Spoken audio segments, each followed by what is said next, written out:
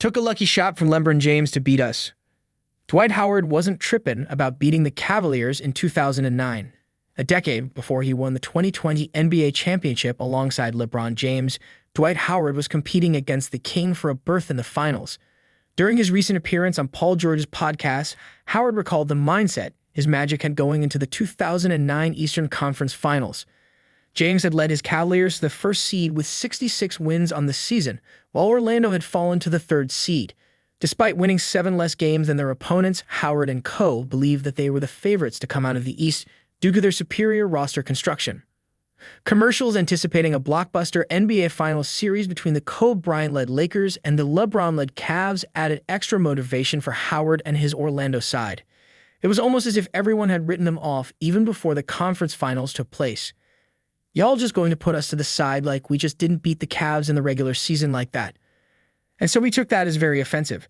So every game we was like, we're trying to end the Cavs, like embarrass them, the 3-time Defensive Player of the Year recalled.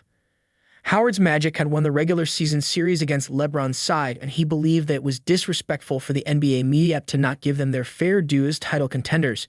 His team channeled that energy into their ECF matchup, knowing well that James would make them work for the victory. After a 1-point win in Game 1, Orlando stole home court advantage from the Cavs. In the final seconds of Game 2, it looked like they would escape from Cleveland with a comfortable 2-0 advantage until LeBron buried a buzzer-beating 3 to snatch the win out of their hands. But you know what? Actually, surprisingly, when we got back to the locker room, we were like, we finna beat their asterisk next game. Don't even worry about it. We weren't tripping because we knew that it took a lucky shot from LeBron to beat us. A miracle shot. So now we weren't tripping, Howard added. The Magic backed up their words by winning the next 2 games and eventually the series. However, LeBron himself would disagree with Dwight about whether his buzzer-beating heave was a lucky shot. LeBron James broke down his iconic 2009 ECF moment. The King might be shooting over 40% from deep over the past 2 seasons, but 16 years ago, his offensive skill set was far more oriented to the paint.